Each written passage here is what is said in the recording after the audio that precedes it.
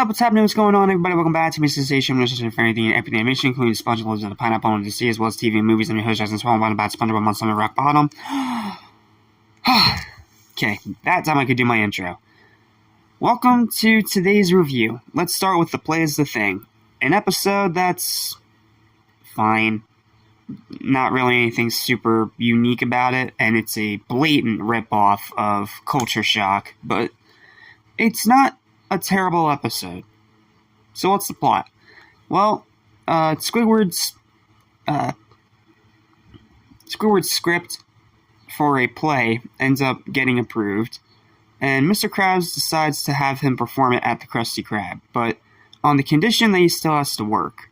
So you have Squidward performing his play on the stage, but also getting stopped every 5 minutes to help a customer.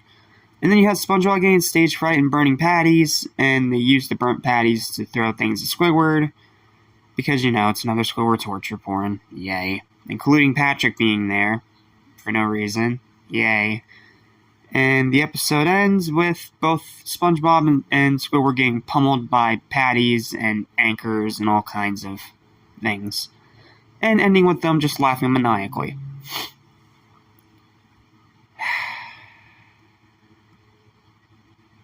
Yeah, this episode's just dumb. It's not bad, it's just dumb. First of all, calling it Singing Edie Time? No. Whoever came up with that name? No.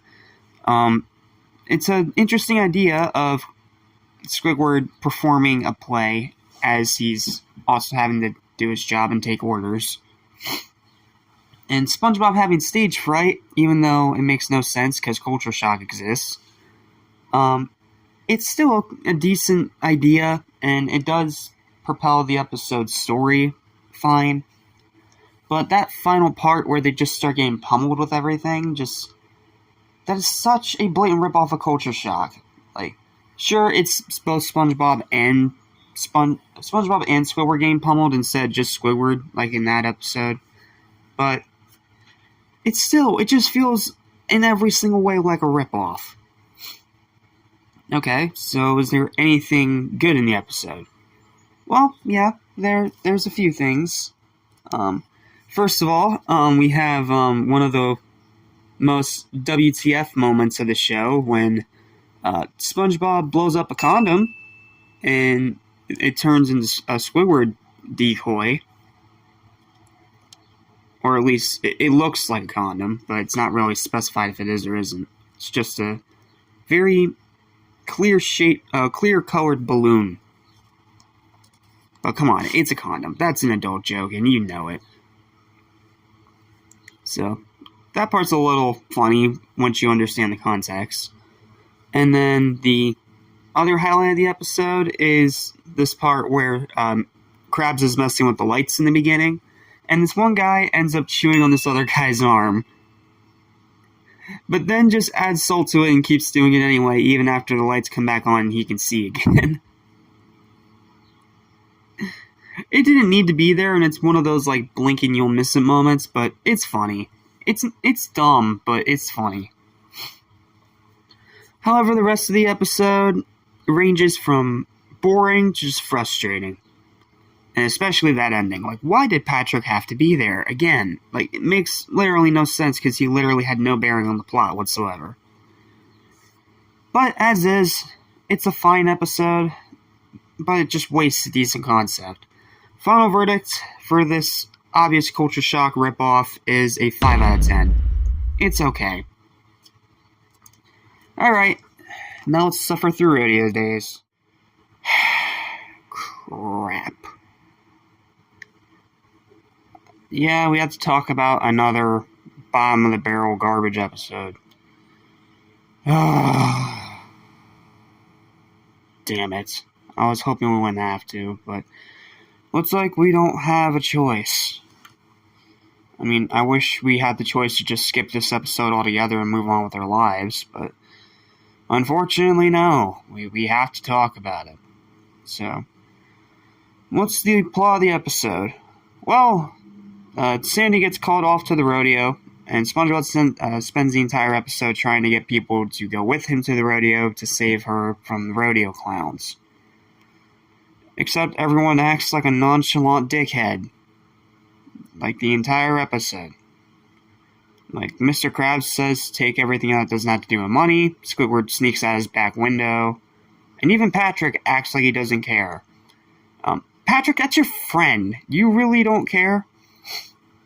Oh, not to mention Sandy's characterization in this episode is also horrible. Where she is literally attacking and abusing SpongeBob and Patrick for no reason.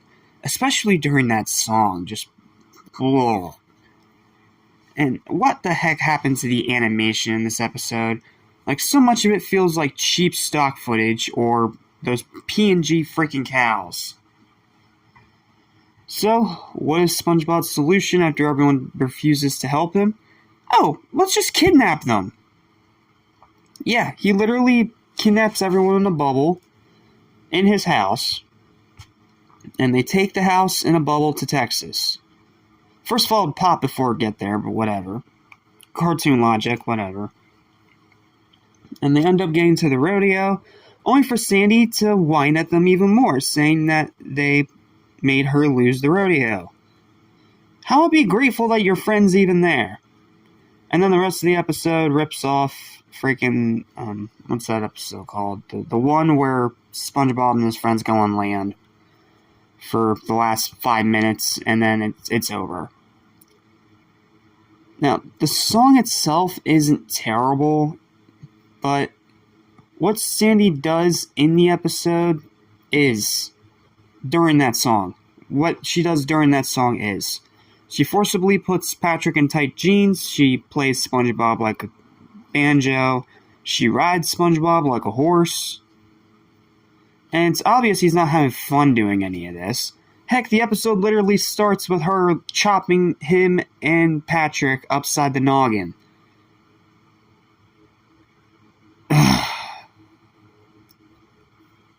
This is one of those episodes that forgot to write how to write Sandy correctly. She acts not like a ungrateful little turd through the majority of the episode, and then SpongeBob's friends act like nonchalant douchebags. The writing's terrible, none of the jokes are funny, and it just makes everyone look like an ass. So that's all I got. I literally have nothing else to say. Also, again, animation. What the heck happened to the animation here? It's so lazy.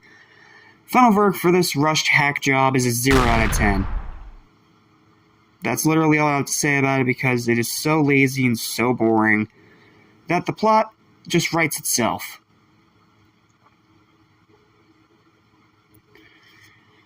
Well, that's it. Thanks for watching. Join me next time when we have 2 more bad episodes. Not garbage, just bad. With Grandma's Secret Recipe and The Scent of Money. See you then. Peace. Stay spongy. Bye. Screw this episode.